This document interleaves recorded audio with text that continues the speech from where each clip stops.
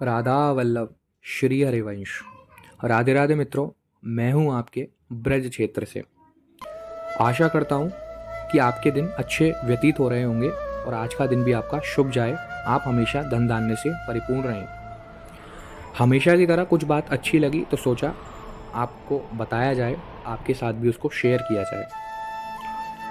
तो मित्रों, बात कुछ ऐसी है कि भगवान श्री कृष्ण के अनन्य भक्त हैं और भगवान श्री कृष्ण उन अनन्य भक्तों के साथ अनन्य प्रकार की लीलाएं करा करते हैं।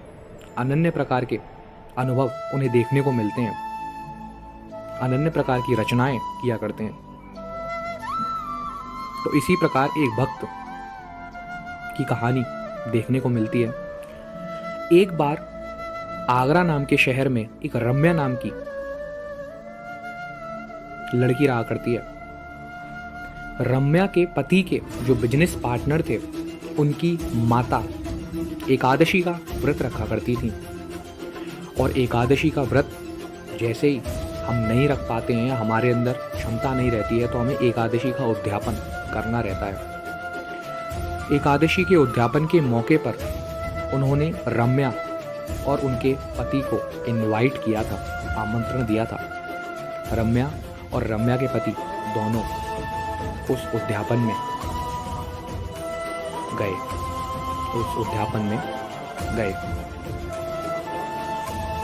रम्या भगवान श्री कृष्ण की अनन्य उपासिका थी और वहीं उनके पति के बिजनेस पार्टनर की बहन भी भगवान श्री कृष्ण की अनन्य उपासिका थी।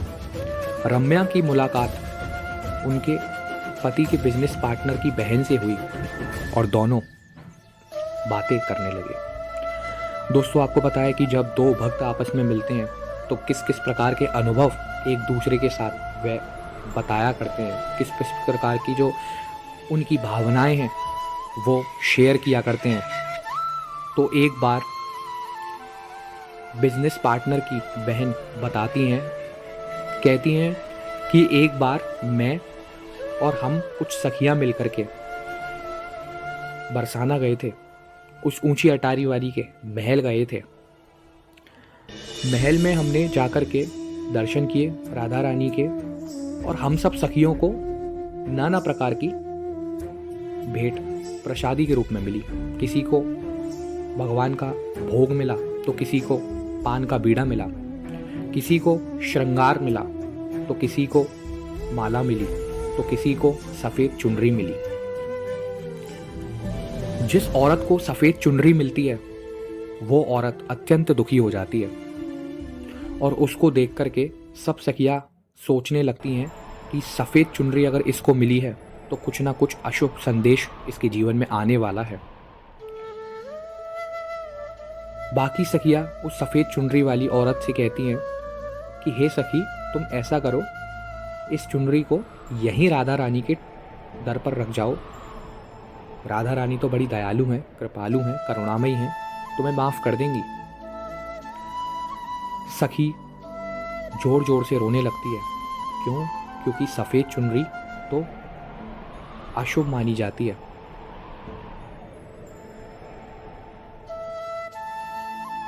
वह सफ़ेद चुनरी जिस सखी को मिली थी वह जोर जोर से रोने लगी। बाकी सखियां कहती हैं कि तुम इतनी व्याकुल क्यों रही हो, इतना ज़्यादा क्यों रो रही हो?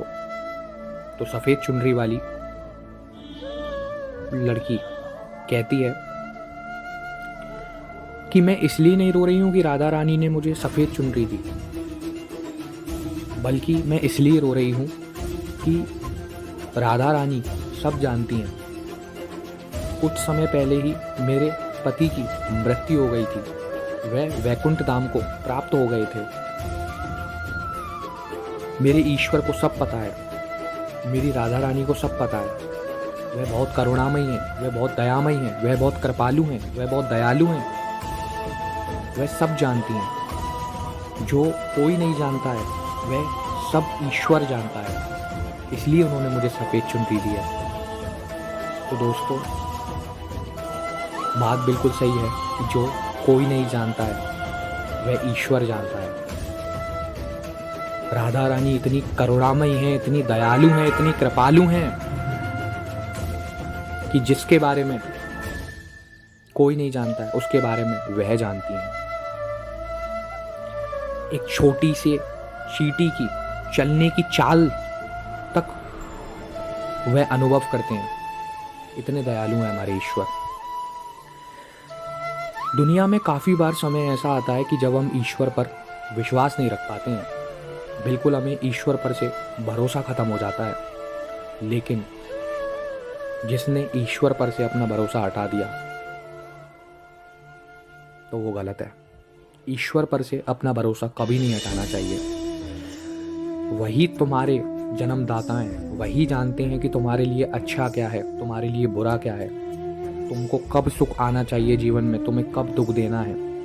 वे तुम्हारे जीवन में दुख भी देते हैं तो कुछ एक अच्छा और बेहतरीन सुख लाने के लिए देते हैं, कुछ अच्छे बदलाव लाने के लिए देते हैं। दोस्तों, भगवान इतने दयालु हैं, इतने कृपालु हैं, शब्दों से नहीं बयान किया जा सकता। लेकिन समझना बहुत ज़रूरी है, उन पर विश्वास, अटल विश्वास बना करके रखना बहुत ज़रूरी है। बहुत ज़रूरी है अत्यंत विश्वास बना करके रखना। कई बार कई लोग काम परिपूर्ण ना होने पर भगवान की भक्ति को छोड़ देते हैं। विश्वास अगर अटल हो तो उस समय वो भक्ति छोड़ी नहीं जाती। राधे राधे मित्रों, यही संदेश था कि भगवान पर विश्वास बना करके रखें। उनसे ज़्यादा तुम्हारे बारे में कोई भी नहीं जानता है, कोई भी, कि तुम्हारे लिए क्या अच्छा है क्या बुरा है। सदैव विश्वास बनाए रखें। राधे राधे।